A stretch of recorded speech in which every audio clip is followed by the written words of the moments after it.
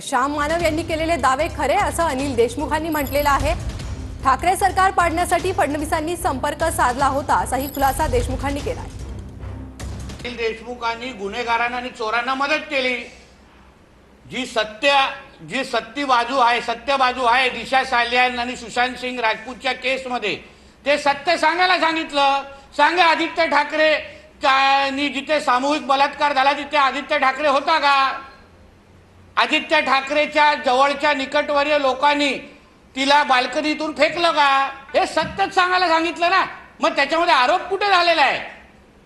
त्याच्यामध्ये सनसनाटी काय आहे? दिशा सालियान काय तुमच्या घरातली मुलगी असती तर चाललं असतं का? असं लपवालपी केलं असतं का? खरं सांगण्याची हिंमत ठेवली पाहिजे। कुठेही देवेंद्र फडणवीस यांना कशाला आणता? जर त्यावेळेला 4 ॲफिडेविट दिले होते, सिग्नेचर मागितली होती, मग तुम्ही बोलले का नाही? 1 वर्ष जेलमध्ये राहायचं, 1 वर्षानंतर अनेक अधिवेशनं अटेंड करायचे आणि त्याच्यानंतर आता म्हणजे आम्ही स्फोट करतोय, एक भडक बातमी देतोय, एवढाच त्याचा अर्थ होऊ शकतो। याच अनिल देशमुखावर 100 कोटी वसुलीचा त्यावेळेला आरोप झाले नाहीत का? आणि म्हणून श्याम मानवाने जे काही बोललाय हे उशिरा सुचलेलं शहाणपण आहे। म्हणून याच्यावर आता एवढं गांभीर्याने पाहण्याची काही गरज नाहीये।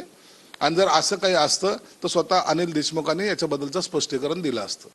आता हे ज्यांनी वक्तव्य केलंय आणि ज्यांच्या संदर्भाने केले ते सांगू शकतात ना। परत मी सांगेन तुम्हाला की गृहराज्यमंत्री पदाची सुद्धा शपथ घेताना गोपनीयतेची शपथ आम्हाला दिलेली होती। त्यामुळे आता आणि विशेष गृह विभागासारखा सेन्सिटिव्ह विभाग, संवेदनशील विभाग आणि अशा संवेदनशील प्रकरणामध्ये काही गोष्टी उघड करणं योग्य नाही। योग्य वेळी योग्य गोष्टी उघड होतील, योग्य वेळी योग्य गोष्टी उघड होतील।